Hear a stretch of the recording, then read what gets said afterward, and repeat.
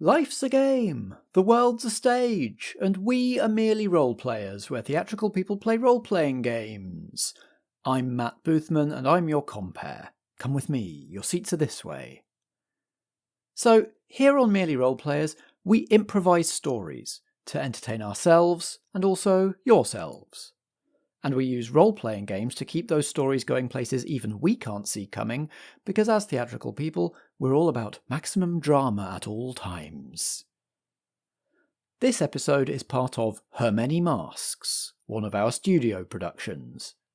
In this production, we're telling the story of an epic fantasy journey using the second edition of For the Queen, a storytelling card game of love, betrayal, doubt and devotion, designed by Alex Roberts.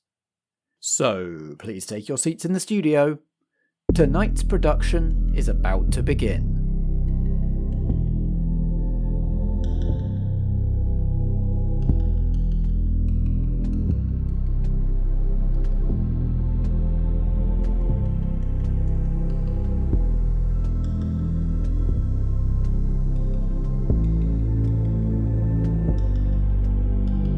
Her Many Masks. A Merely Role-Players studio production. Act 2 of 3.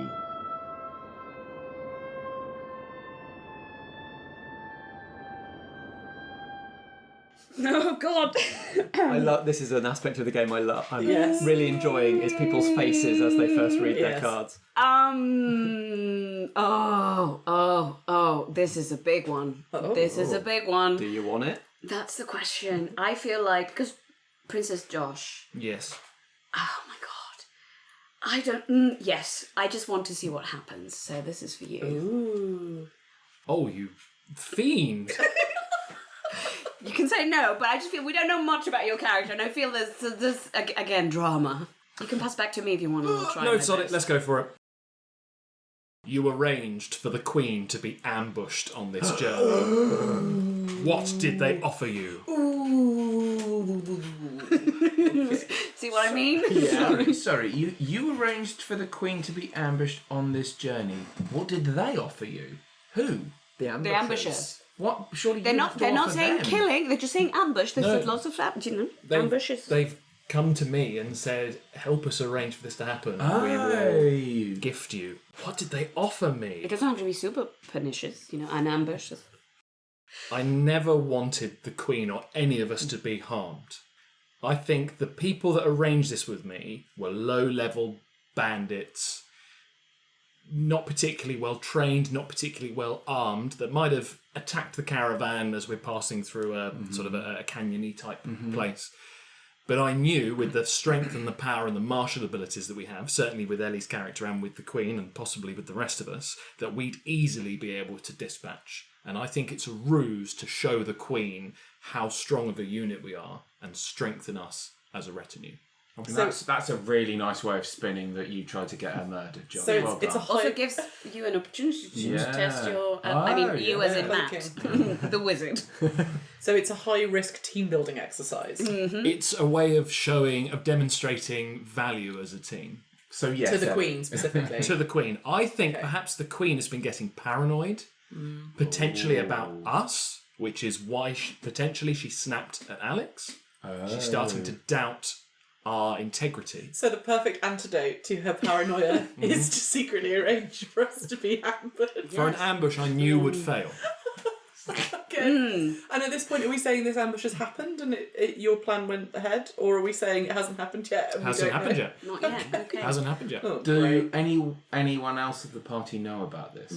Do I know about this? Have I found out about this? Have you endorsed it? Yeah. No, I don't trust you because Okay. I think you are slimy and I think that you are not good for the Queen. Ooh. Sick bird. Sorry to be so classist, I can't trust the two of you, Marta and Ellie, because I don't know who and you yet, might tell. And yet you trust me to defend and win the Cook fight your against them. food. Yeah. You are strong, but I can't guarantee that you won't leak it. I'm a service person. You're the help. You're the essentially. doer, but you're not the thinker, are you, Ellie? Well, you are, and doesn't like you either. Do you think this is why we need this team building exercise? Because we are actually turning on each other. We're going great. I told Matt's character about it because we've known each other for so long. If you wish, you can. I'm happy with that, and I think if you hadn't, it would have been a disaster because I'd have broken immediately, run away like a scaredy cat. But if I know that it's a ruse, then I can stay strong. Okay. Sure. The Queen has ordered you not to speak to another member of the retinue. Ooh. Who, and do you know why? Is it me because she knows that I'll get upset if you kill squirrels? I was thinking it would be you because she knows that we're going to clash massively.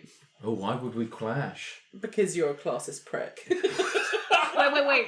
Princess Josh is a classist prick. Well, Yeah. sorry, I got confused between... Sorry, hashtag not all men. Do you know what I mean? Like, Christ. All I know is there's two bearded men at this table and I'm really angry at one of them. That brings an interesting point because I don't know if my character gets to actually talk to any of you or interact with anyone. Like I don't know how that works. I was feeling like if anyone was going to be talking to you, it would be me because we're both like The help. Yeah, I think it's actually likely to be Princess Josh. I think I don't know why, but I think my suspicion is that she doesn't want me forming any bond with the other member of the royal family here because that might somehow decrease my loyalty to her, and that if we are going to be attacked at any point, that she needs for me to have her as my only priority. So I think that's the situation. cold. Then. Yeah, very cold. That's pretty cold. Yeah. So do I not get dinner, or what's the deal? You do, but I don't talk to you. Okay. Do you think you're subtle about not talking to me? Is it a blanking situation, or do you just bow your head to me? I was going to say, I avoid? think I nod my head, and I would make eye contact, smile, but no words, because I'm stick to the exact rule that the Queen has laid down, but I also know that it would make things very awkward and put me in a difficult position if I was to be just outwardly rude to you. So I think my silence translates as deference. Which you would enjoy, right? If you said you couldn't trust us because we're the help, so I guess you would expect to be treated. Or maybe that that's way. partly why you don't trust me, because I've never initiated any kind of exchange that's with you. true. That's a great link. I like that. Yeah. Also, very awkward because there are only 6 of us in this retinue. It's not like you can be lost amongst. Because also your character could be perfectly pleasant to the service staff, and maybe you've occasionally said, "Oh, good morning, what a nice day today," and I've been like, head nod, present food, walk away. So you're a bit like, "Oh, what's going on there?" That cook's weird. Cook's haunted. Yeah. Love it. That's really good. Other than the Queen, there is someone else in this retinue that you love. Oh. Why are you keeping it a secret? Ooh. I love the spicy little addition that's on some of these. Why are you such a bitch?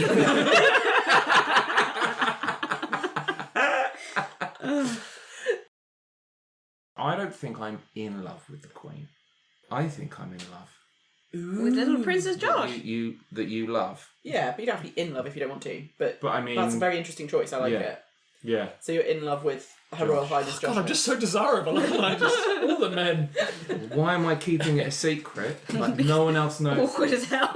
Yeah. Predominantly, because we know that the Queen is becoming increasingly paranoid. And if she thinks that her most closest advisor is in love with her sister,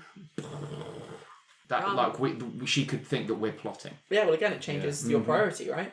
Yeah, well, if she learns that her younger sister, heir apparent, is in cahoots, Then it doesn't look good with this old ambush that I did.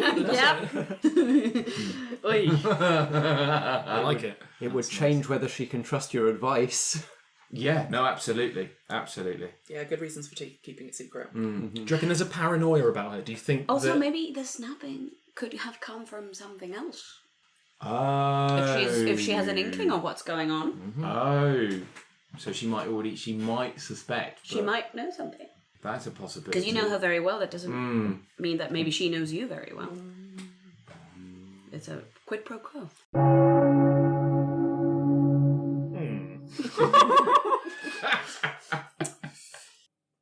Marta, you only have one question in front of you, and I feel bad. And Thank you for your pity question. And also, I don't want to answer this. So. Great. Well, thank you very much. I appreciate what a it. guy. Your Highness. The Queen has a pet name for you. Oh. Do you appreciate it? Doesn't ask me what the pet name is, which is good because I would need to think about this for a second. Do I appreciate it? I think I do appreciate it. I feel like the Queen, it's a very weird relationship because they're like my only family, friend, confidant, but they're also my employer and my entire life revolves around them. And, my job is like weird and creepy. So yeah, I think I do. And I will come up with what that is in good time. Cool. Yeah, that works. How can people tell, just by looking at you, that you serve the Queen? Do you mind it being so obvious? As somebody who's been sort of brought up and trained to do a particular job for the Queen for my whole life, I think it makes sense that there is some sort of regalia or a uniform. Or at least a colour, maybe? Yeah, a colour, or at the very least, like some sort of like brooch or coat of arms or something. So it's like I wear her colours. I'm wondering about whether there's like a tattoo situation. Something immediately came to my mind. Facial tattoo. Let's go the whole hog. Because I was going to go with brand, but tattoo seems nicer. That was the other sort of word that came to mind. I think I'll leave it ambiguous whether it's like literally burned on or tattooed on. But there is a facial mark that is sort of a sigil of her house or of the royal family that I gained maybe not when I first went into the profession, but when I gained a certain rank. That it was like, this is the point of no return. You are going into this life now, and so you must be marked. And it's a thing that gets me some respect in court. So I don't mind it being obvious.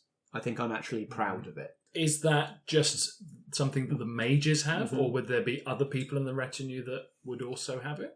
I won't define that. If anybody else wants to, at some point, discover that they also have this mark, I don't mind it not being a thing that's unique to me. But I find it that it's a mark of a station that I, up until this point, have felt nothing but pride to hold. I wonder if other people, if they have it too, it might be on different parts of the body. Like, depending on, like, because you're very high ranking and important, it's on your face.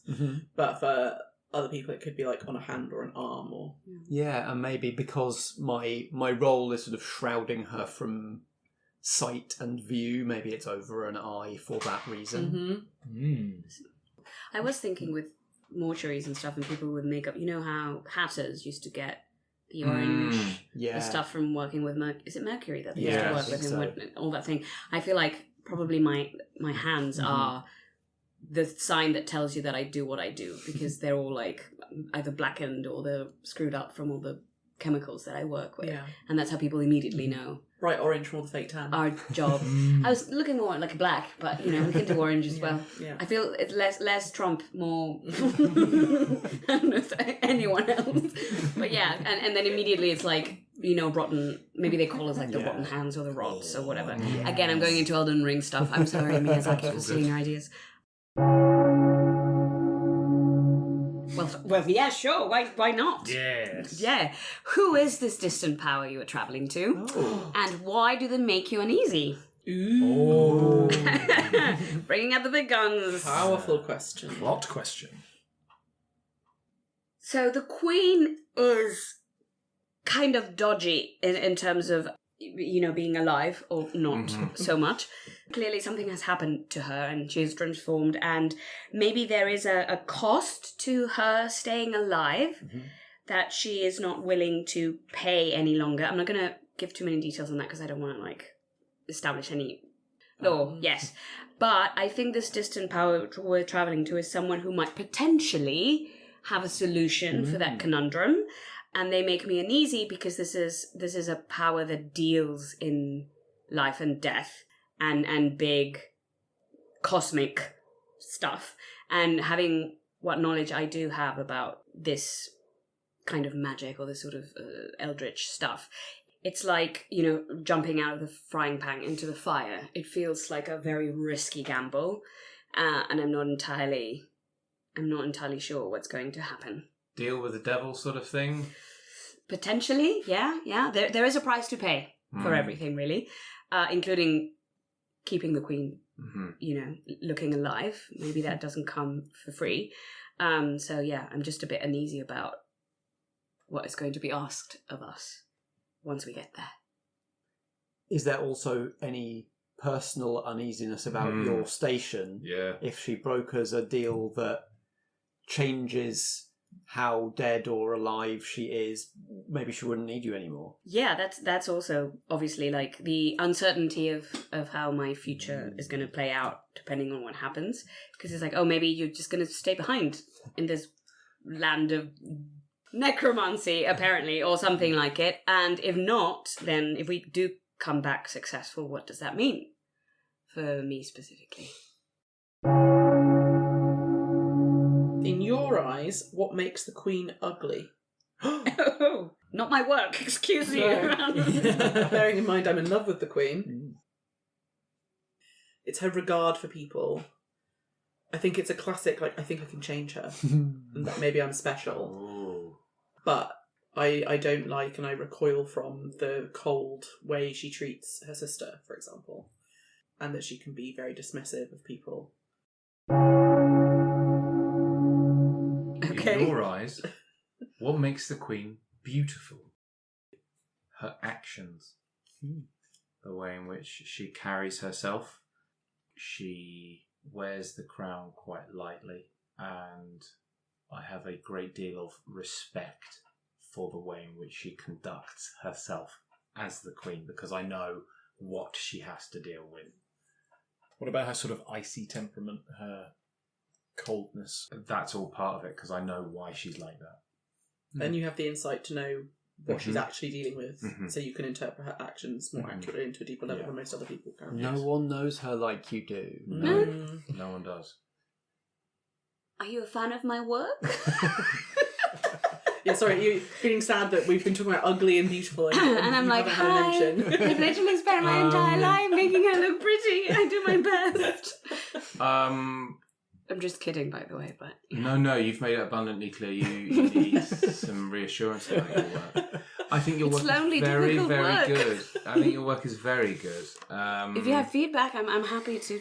I think you must her be... left eye is still a little bit droopy, if you could sort that out. I know. It's a little bitch. I feel like you must be doing a great job, though, if when we're asked what makes her beautiful and what makes her ugly, her looks hasn't come top of the list. So she's not, like, weirdly beautiful looking enough for us to have commented, and she's also not ugly. So Not a rotting corpse. you've nailed it. Tick.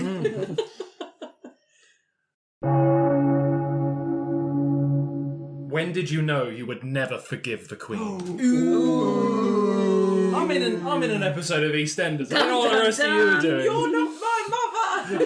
I am your mother! Is she your mother? Is she your mother? She had a hand in the death of the last king or queen, or mother or father. Check Had a out. feeling. Woo! Oh. I did not know at first, because I'm younger than she is, perhaps. I was more naive, looked up to my big sister, but perhaps recently it's come to light, maybe through my conversations with the advisor, with you, Alex, or perhaps there was some evidence that I unearthed. I think it's probably going to be more like that, because I don't think I would just say stuff like that to people. No, that's fair. I think you were like clearing out the attic and you found a box of old letters. A Polaroid of her stabbing your mum and dad. Selfie! I'm thinking maybe there was, more like a diary or some notes, and then there was like a flash. Maybe it was a repressed memory. Maybe I did see something, but I've just like locked it away, and then it was like a flash montage, flashback. Like, oh, I remember this, I remember that. Hashtag it's serving regicide. Suddenly all these memories make sense. Yeah. And I don't think I can ever forgive her for not necessarily ridding us of a monarch, but ridding us of my mother. Has she ever tried to justify it to you? Since she took the throne, she has never tried to justify anything with me. Oh, God damn you, Queen. But I still love you, but I won't forgive you. Family stuff is complicated. Yeah. Ain't it just?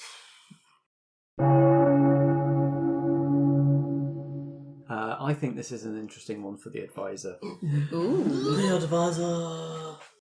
The Queen made a dire threat before this journey began. Do you think she'll carry it out? Ooh. Ooh. A dire threat. A dire threat. We don't know who she made it. No. Against? So what's About? interesting is, at no point does it say I've got to tell anyone what that dire threat is. No, we can ask you, but you don't tell us. So she did make a dire threat. I think she will carry it out. Oh, Josh has a question. What's the question, Josh? What's the dire threat? Son of a bitch. He's got me on a technicality. You don't have to answer it. It's a good question in terms of who did she make a dire threat to? I will have heard this, but did she make this in public to all of you? She could have done it in writing. Was it against Doesn't one need of to be us? like a spoken thing. Also, you might have overheard it. She has threatened to abdicate Ooh. Ooh. if this does not succeed. Oh. Yes. If Okay. this journey does not succeed, if the purpose of it fails, she will abdicate. And has she told you that, Yeah, she said it to me, yes. but not to anyone else? Yeah. And it's a concern of mine that she is serious about this. Because you know when people say things and you're like, I don't think you're going to really follow through on that one. But this one I'm like, oh, okay. Because does she have an heir? Well, would the throne pass to Princess Sister? Josh? So now is it in my best interest for it to work? Oh. Yes. Then you can marry the woman you love. And be whatever it A is. kingly consort. Yes. Assuming that's how succession works, yeah. I knew I was right to give you this question. Very good. What did you bring with you that endangers the Queen? Ooh. This is such a cringe answer, but it's secrets. Hey. I know some stuff. Maybe pertaining to the death of your parents, maybe pertaining to the abdication, Mm-hmm. and also why we're doing what we're doing. Mm-hmm. And the inkling that everything we think we know about, everything everyone thinks they know about the Queen is wrong. I'm going to ask this question in the most flowery way possible. Mm. Are you holding these secrets like a hidden blade? Or are you holding them more like a jeweled safe, potentially? I think it's like a lifeline. Oh. And like it's like a nuclear button situation. It's being like, insurance. Yeah, mutually assured destruction. but not like I want to destroy her. It's like she's given me instructions of like if shit goes down like this or like that, that's when this is a card that you play. And I'm like, yes, Mom.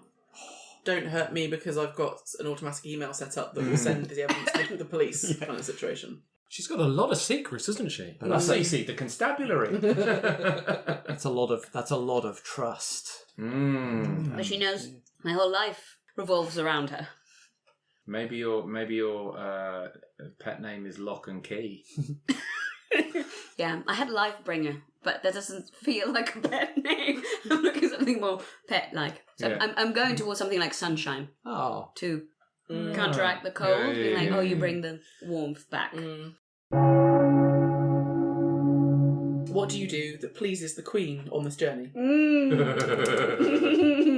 Well, I think realistically I would do whatever she wanted. But I mean, what I actually do is I cook her favourite food. Cooking to order and managing to do that even when we're on the road. So it's the cooking that pleases her, not your bodyguarding, royal guarding. I don't think we've had to utilise that yet. So we're on a stealth mission. How are we reconciling cooking royal food for a 6-person party and being quiet and inconspicuous? We got a cloaker, haven't we? Yeah, I guess I don't know if the cloaking extends to covering the activities of our party or if it's just the Queen's magnetism that's cloaked, but It's like an invisible drill of yeah. Feel and they're like, where's this coming from? I don't know. feel free to establish stuff about it. I don't own that necessarily. I feel like it, for it to be like a pretty cool, powerful spell, which it sounds like it must be if like people are trained up specifically to do it, that it would be able to kind of create a bit of a bubble around us so that we would pass unnoticed. Cool. So I think that would include like making fire and cooking on it and stuff like that. Also, are the foods that you're creating, are they quite sort of soft and quiet foods? Like maybe it's a all brioche roll. Yeah, it's all soft bread rolls and No crunchy, marshmallows. no crunchy. Yeah, No, crunchy. and also, despite the fact that it's all delicious, you're all under strict instructions to not make any yummy noises. Alex has been struck into silence. He's raised an eyebrow. Yeah. I'm going to pass this question. This journey isn't just about diplomatic negotiations. What else do you suspect is going on? And why? Well, I guess the question to the table is, are we aware that she is going there for materials or tools to help her live longer, right? Power over life and death. But do you think that's secret to everybody? I think I know it. Right. Or certainly have some sort of inkling. But there might be an official reason. That There we was a can told. red herring situation. Okay. Perhaps. In that case, then, I suspect that I have been asked to come along, because why bring along a princess, just your younger sister, along on this 6-person retinue? I think I'm either wanted or requested or needed in this foreign kingdom, and she's agreed to take me along to satisfy that end. Is she going to marry you off? I was thinking even worse. Like if there is a payment that is required, Yeah. that it's a sacrifice. Yeah. I was wondering if she might be giving the official reason as we're going to marry you off, but the actual reason might be, we're going to drain you of all your blood because that's what's needed for whatever we're going to take We're place going for this ritual. to throw you in the dragon pit. Yes. Yeah, so that's it. I am being handed over to Mysterious Kingdom Destination Land. How do you feel about it? I only suspect it. I don't feel great about it. Why's that, Josh? Well, because I'm going to get chucked in a dragon pit. Oh. So has she told you anything explicitly, or have you just been invited to come along and you're assuming a bunch of stuff? So the wording of the question is, what else do you suspect I is see. going on? Okay. But So- what had she told you for why you were coming? I think She hasn't justified anything since she took the throne, You're right? like, you're coming. you're coming. The end. I'm the queen. Mm-hmm. Yeah. Okay. Yeah. Pip, pip. And maybe I didn't know when we left our kingdom, but as the journey has continued, it's made me, maybe the cogs have been turning in my head and I've gone, hang on, there's something fishy going on here. Okay. Okay, it's my turn, everybody. Mm-hmm. Okay. Let's see what we've got on this card. Hiya! A pensive start. Ooh, A narrowed narrowing eyes. of the eyes. I might pass this. Ooh. First pass of the game. Yeah. Wait, of the game? Yeah.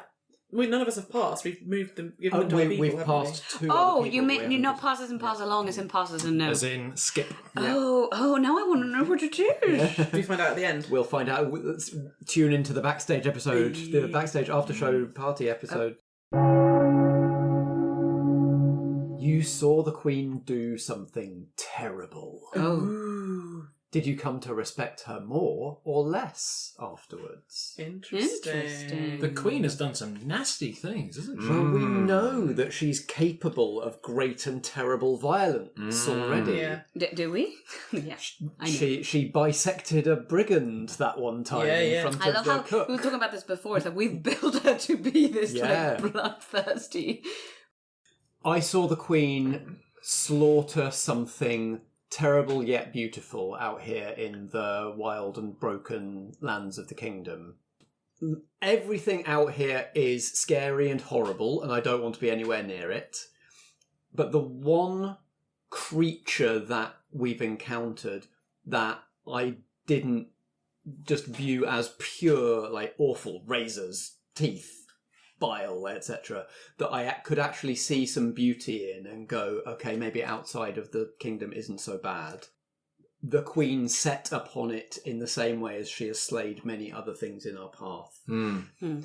Took its life without a thought, even perhaps took something from it to sustain herself. Ooh. Slaughtered something beautiful so she could continue. And I think I respected her less for it afterwards. So you're Princess Mononoke this. A little. Yeah. One of the reasons I respected her less for it is because it wasn't directly in our way. We could probably have got around it and left it alone, but the Queen decided either that it was more pragmatic and safer to not risk leaving it at our backs, or she just wanted to kill something, or to show off her battle prowess, or she wanted whatever it is that she took from it. And so it was, to my innocent eyes, an unnecessary killing. This is a city boy coming Yeah. out to the countryside and watching like the slaughter of an animal, Exactly, a hunt, yeah. and you're like, oh, that's awful. Yeah, this is probably a very naive point of view, but it did make me respect her less. Also, what a kingdom. Like, where do people live in? Do Yeah. you live amongst these creatures? Yeah, does everybody just live in the Do they wild? just live in the city? Within walls, And then that's or- it? Or is this like the wild land that you have to traverse to get out of the kingdom? It's just the place where we've corralled. Would you just left weird all the stuff. weird shit? It's like, Yeah. just put it over there. Just push it Just put it slowly there. into one corner. Oh, the We've mo- hunted Maybe the them. monsters are our citizens. Oh yeah, was it a humanoid creature? Was it a beastie? Yeah, I don't think there was any personhood to it. This was an animal, it was a beast. But there was something about it, maybe it had like a white bioluminescence that I found beautiful, as opposed to sort of the screaming horrors that everything else has been. That's how they get you, you know? I You go, know. oh, you're so pretty, and That's the thing. chomps you. It was probably like an anglerfish thing, and she probably saved my life, but all I saw was the Queen killed something that I thought was the first beautiful thing I've seen outside the palace walls. Yeah. Oh. Oh my god. Yeah, okay. It just fits into this whole thing. Why am I getting these questions? The Queen ordered you to do something you knew you would regret. Have you forgiven yourself for doing it? Ooh. It almost feels like when you are told or you have to do something that isn't really a choice, it's like an inevitability. You feel guilty about it, but it's not like you can forgive yourself for it because there's no alternative. There's just, yeah, in my eyes it was just like, I hated it so much, but it was genuinely like the only possible option. I'm angrier at the cosmos for putting us in that situation as opposed to myself for having to do it. Because you don't see yourself as responsible for it because there was no choice to be made. Yeah. What was it that you were ordered to do? I was entrusted with a way of ending the expedition rather succinctly for everyone involved, if it came to that, including the Queen.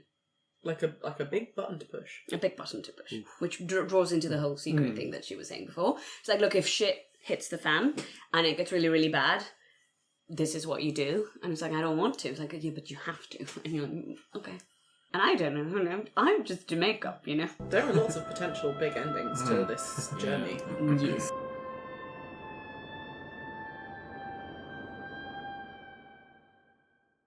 All right, lovies. It's me, Matt, your compere. I hope you enjoyed Act 2, the middle act of Her Many Masks. There will now be an interval of 2 weeks, but next week, if you still need something to keep you going, we'd like to invite you backstage for a whole episode of outtakes from this recording. There's a sort of shadow version of this production that exists in the outtakes. We sort of almost cut an entire alternative timeline with quite a different tone.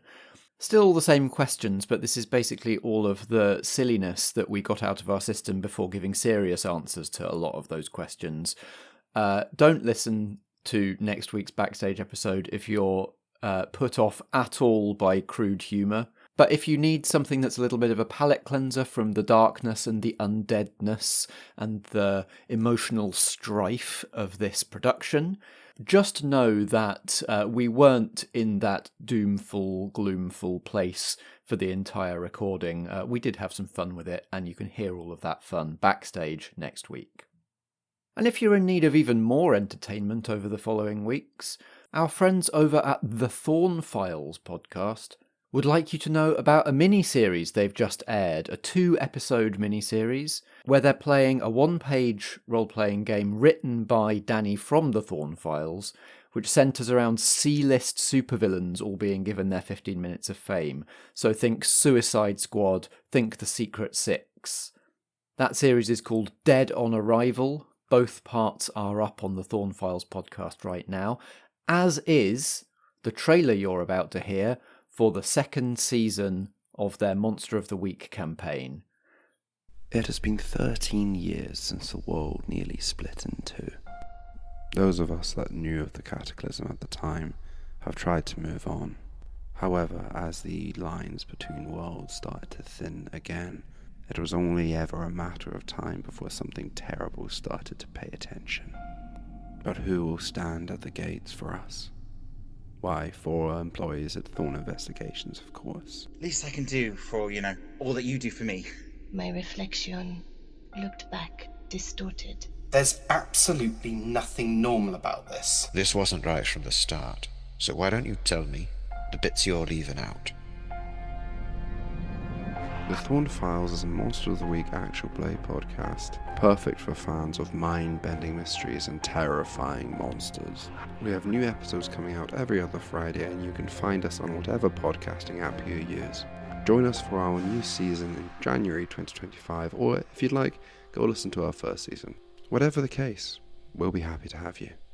Just be ready to be scared.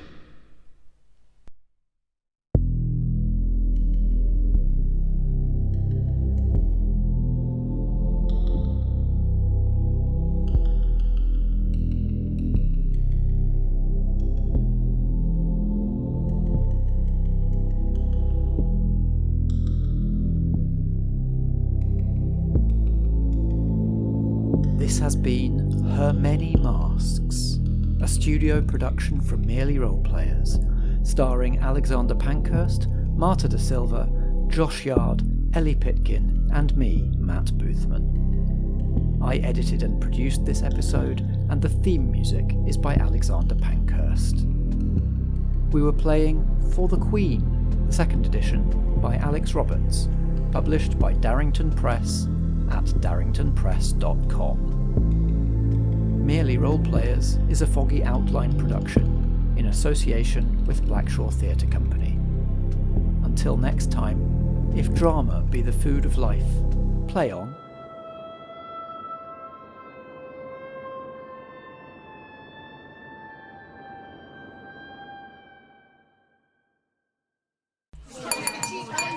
Foggy Outline. Undivide your world.